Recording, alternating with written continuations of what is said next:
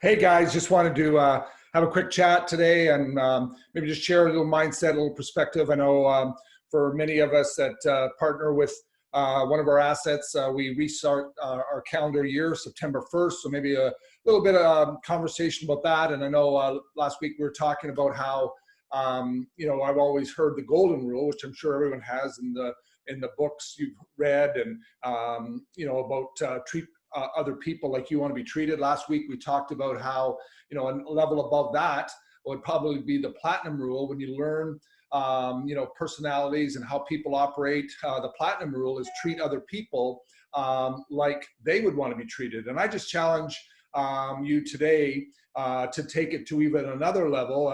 Let's call it the diamond rule. And the diamond rule is develop yourself. Because what happens is that your personal development basically enables you to treat other people or treat people a certain way.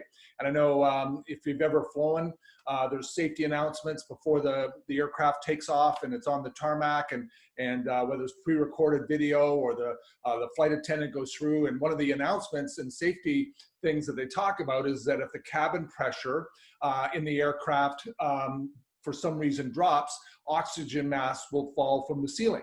And then the instruction is that make sure you put your mask on first before you assist or help others, whether it be children or other people that need assistance. And so, a lot of times, you think that we would want to help other people first, but in this case, it's more important to have yourself properly oxygenated so that you can actually help other people. And I believe it's the same thing with the diamond rule. You got to take care of yourself. You got to grow and develop and feed your mind and feed your positivity and be around positive people and positive mentorship, because that enables you to have the strength, the capacity. I just jotted down here, when you focus on your own development, you become better, right? You're not a real help to anybody if you're not strong and confident and believing in the great thing can happen. And so that's just really a message that I have for you today is take care of yourself so you can help other people. I know I did want to share a little bit on my screen here, so bear with me as I do that, because what happens is that, you are, let's just go back here a couple of slides. So, one of the things that I do is, I don't journal every day, but I put things down in a couple of categories here. Maybe this will help you. Maybe it'll spur some thought, that put categories out there that you're, have a heartbeat or a mindset about. Obviously, you got to realize what's bothering you. And in this case, what you're not getting done. And you have to be aware of that, because in order to fix something, in order to move forward and become better, you have to be aware of the areas that need to be better. And for me, I still get distracted in areas that I don't want to be distracted in. It takes me away from my primary focuses. I need to read more and interaction with friends more. That's something that bothers me. Seems like I don't have enough time to mentor and coach the people that I would like to do more of that, and not supporting enough people with their goals. Those are things that bother me. And so, if I also then you want to, build, I think you build your confidence. At least this is my way, as I build my confidence through personal victories. Wins that I get, and I want to make sure that I be aware of those wins. My fitness level has been a win for me lately. Staying on top of some of the responsibilities that I have and in the businesses that we have has been a win for me lately. And another win is my reading and devotional time.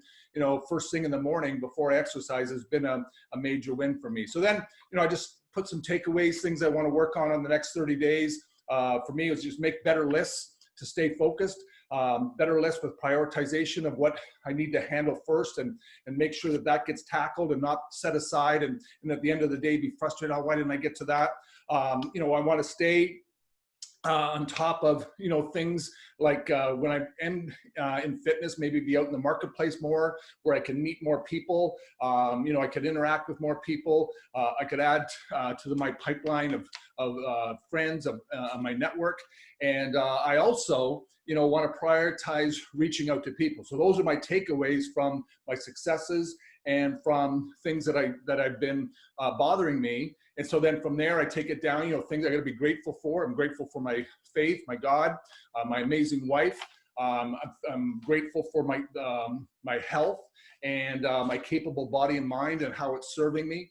Then affirmations. I want to make sure that I end my time to meditate or to pray with positive affirmations. So the three I focus on is that I want to grow myself and my assets. That's a priority for me.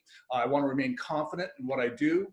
I don't want to be held that I think that I can't succeed at something. I want to have an open mind. I want to have a growth mindset. And then I want to also believe that the great thing can happen. And if I'm setting goals, if I have things that I want to achieve, I believe that those things can happen. And so, affirmations are for success. I have the power to create what I want. And that's important, because one of the things that allows you to move forward is that positive mindset, that belief in yourself and in the great thing can happen. Trust your intuition and make wise decisions. I know, one of my first mentors said, in order to have success, you have to learn to manage three things and make proper decisions in three areas. And those areas are within time, money, and people. And so make good decisions in those areas. Believe I can do anything. Those are another affirmation that I have. I have the potential to succeed, and it's infinite. And my ability to conquer my challenges is limitless. And so these are affirmations that I go through and I work through. And I just encourage you, as you restart, maybe a little bit of journaling might be helpful for you. I always try to build myself and my asset in 30-day increments. And then, we have 90-day windows that we maybe analyze okay, what's happened over the last 90 days. I just always fear that I'd go on for 6 months, a year, 2 years, and not have an awareness of what was going on, not having awareness that I really wasn't getting any traction, that I wasn't getting anything done. I'm a big believer in you have to have some traction. You can't just think about it. You got to do it.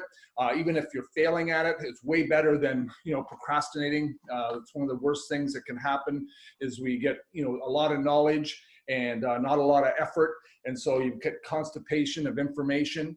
And the only way to, I think, get rid of that is not Pepto-Bismol. How to get rid of it is go out and do some work, and you go out and apply and develop your skill set.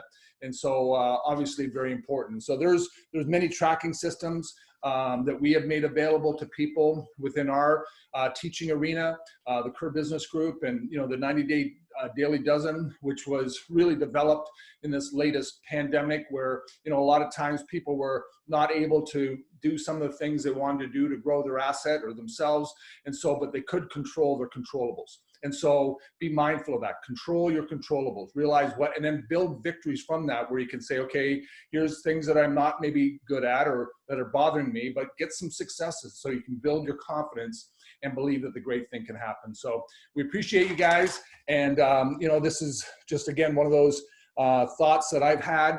I want to continue to share with you and help you grow and help you develop and keep this information flowing. So hope this finds you well.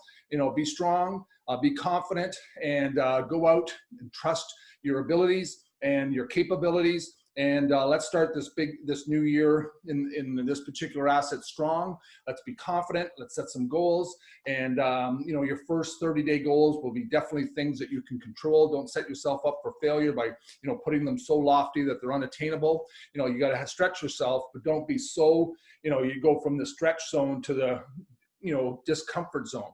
And so just stay in that stretch zone, which is just above your comfort zone, where you're being stretched. And, that will serve you well. So with that, we'll sign off. We appreciate you guys. And